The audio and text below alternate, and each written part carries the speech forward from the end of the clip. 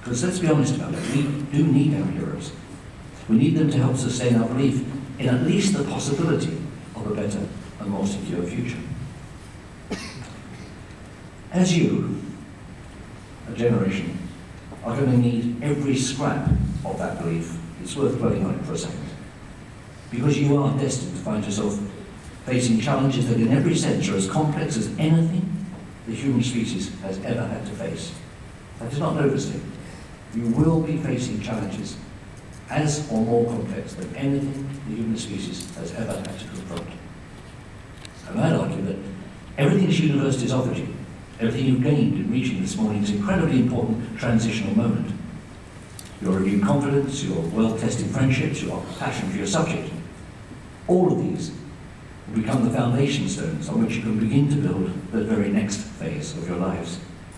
And please believe me, those durable friendships will become increasingly important if you're to sustain the levels of optimism that you're going to need in what's likely to feel like an increasingly unreasonable world.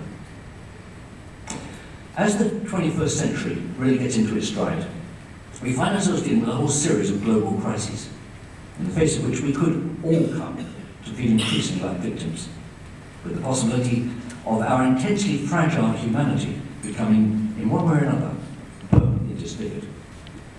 What do I mean by that? Something I trot out and choose to keep very much in the forefront of my mind is that 1928, Hitler's party, the Nazi party, in the German general election, got 3% of the vote. 4 years later, in 1932, he found himself in power with almost 38% of the vote. Why? Because societies are fragile, and the nature of the crises that were occurring in the late 1920s in Germany and early 30s were too cataclysmic for what we regard as stable democratic policies and politics to sustain. And the type of, I say this because it's my genuine belief, the type of pressures that Europe and Ireland are likely to find themselves under do not make for stable democracies.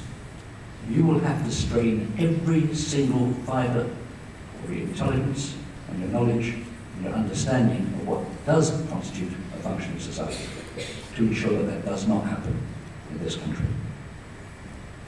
By way of example, there may be those among you this morning who continue to doubt the reality of climate change, who believe that it's merely Mother Nature having one of her spasms. To them, I can only offer the words of one of those invaluable people who give the lie to the notion that the arts and sciences are somehow separated at birth. In a recent interview, well-known polymath, Dr. Jonathan Miller, said this. He said, "The theory of evolution is like talking about the theory of gravity, or the theory of the Earth circling the sun. Facts or laws seem somehow to be required to serve a sort of apprenticeship as theories before they can graduate after a period of probation to earn their full recognition as facts." Now, it occurs to me that there's an expectation that climate change theory has to serve a similar apprenticeship, when in reality it's already graduated, certainly in my mind, to the status of unequivocal fact. Now, why is that important? It's important because this particular challenge will require all of us to change, and for your generation, that of your children and grandchildren, simply to survive will require you to change a very, very great deal. Recently, an American foreign policy expert, Michael Mandelbaum, I think accurately observed that people do not change when you tell them they should. They change when they tell themselves that they must. About the same time I was making that oration at Lyon Club, a little-known philosopher, John Moriarty, died in Kerry. Not long before he passed away, he said this to a chum of mine. "When people ask, 'Am I happy?'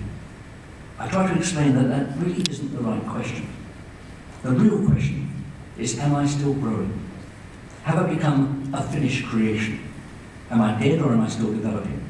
Is my life still an adventure full of trouble, of joy, of pain, even an adventure full of the possibility of cataclysm?" He finished by saying, "Am I still living dangerously?" Now, that's the very big question that I constantly ask myself, and in a sense, It's what brings me here this morning. So as I enter the last productive phase of my life, here's what I'd ask of you.